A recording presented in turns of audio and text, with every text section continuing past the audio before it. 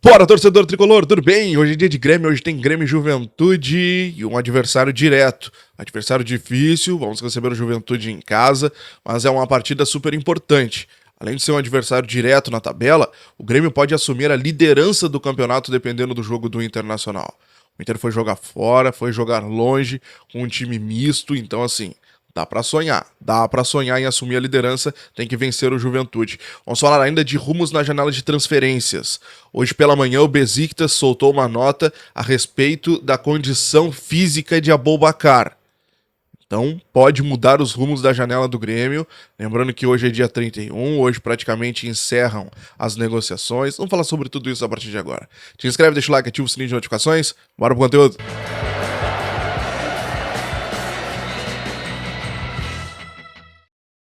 Valeu, torcedor, obrigado pela tua companhia, pela tua audiência aqui no nosso canal. Vamos falar de Grêmio, afinal de contas, hoje é dia de Grêmio. Hoje tem Grêmio e Juventude, às 9h30 da noite, lá na Arena do Tricolor.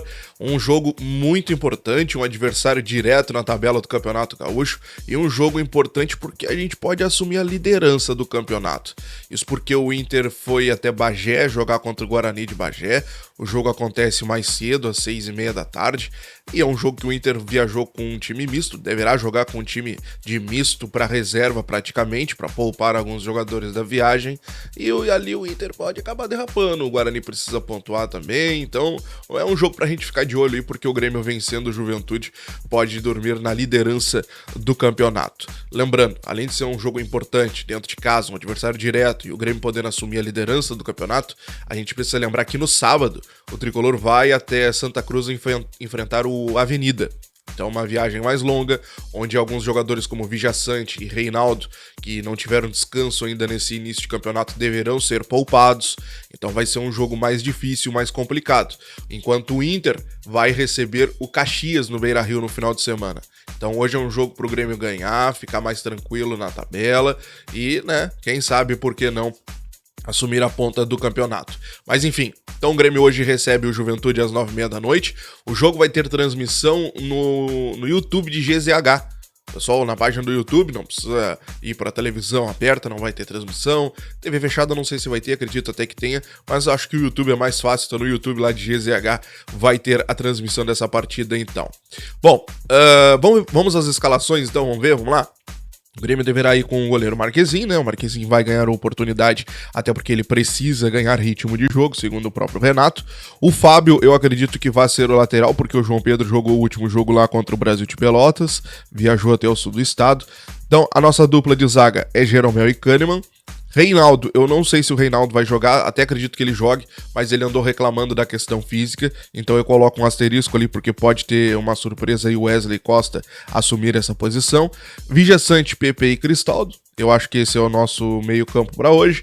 Galdino caindo pela direita, Soteldo pela esquerda, e no comando do ataque eu acredito que JP Galvão vai continuar sendo o centroavante do Grêmio. O Renato falou em dar oportunidades ao jogador no final de semana, ontem o Bruno na entrevista também falou que o JP precisa ganhar oportunidades, então eu acredito que o JP continuará sendo o centroavante do Grêmio para hoje, embora eu gostaria de ver o André Henrique saindo a partida, como eu já falei aqui para vocês.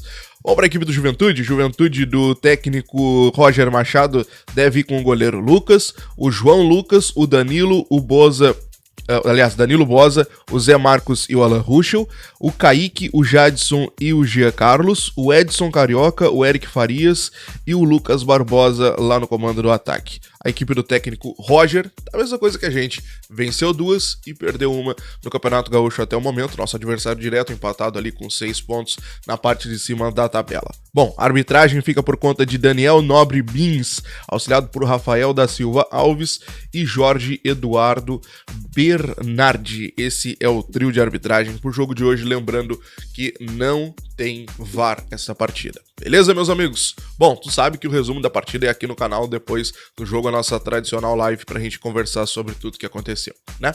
Beleza? Então, gente, vamos falar de mercado, vamos falar de mercado de transferências, porque o Bruno, na sua coletiva de ontem, já deu o veredito, ó, abre aspas. Temos várias negociações em andamento, estamos tentando finalizar o quanto antes. A janela europeia abre um leque de opções. Botar uma data é mais complicado, mas coisas devem evoluir com essa situação da janela. fecha aspas. Ou seja, situação da janela, fechamento da janela. Quando se fala em fechamento da janela na Europa, o primeiro nome que a gente pensa nesse momento é Aboubakar. Afinal de contas, é um nome que o Grêmio nunca negou, um nome que o pessoal nunca descartou, tanto o Bruno quanto o presidente Alberto Guerra. Então, é o primeiro nome que vem à nossa mente. Bom, sobre Aboubakar, fechamento da janela, no caso, fecha no dia 1º, a janela inglesa, que é onde o jogador gostaria de atuar.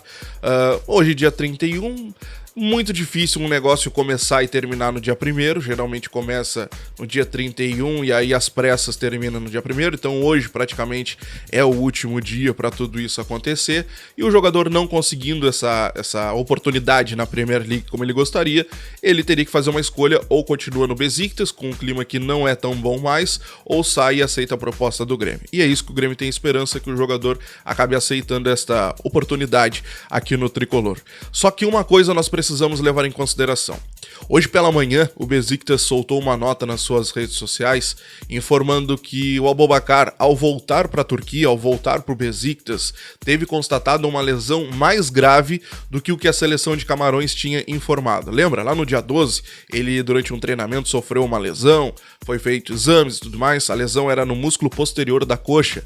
Pois é, só que essa lesão é um pouco mais grave. Ele até jogou no final de semana, no dia 27, na eliminação de Camarões da Liga das Nações Africanas, jogou ali durante 13 minutos e tal, e agora ele acabou voltando lá pro Besiktas. Fizeram um check-up, fizeram um exame mais detalhado no jogador e constataram que essa lesão está numa fase 2B, ou seja, uma lesão mais grave do que o que tinha sido informado. Eles não colocaram um tempo de parada, mas o jogador vai ter que ficar um tempo parado ainda, se recuperando desta lesão.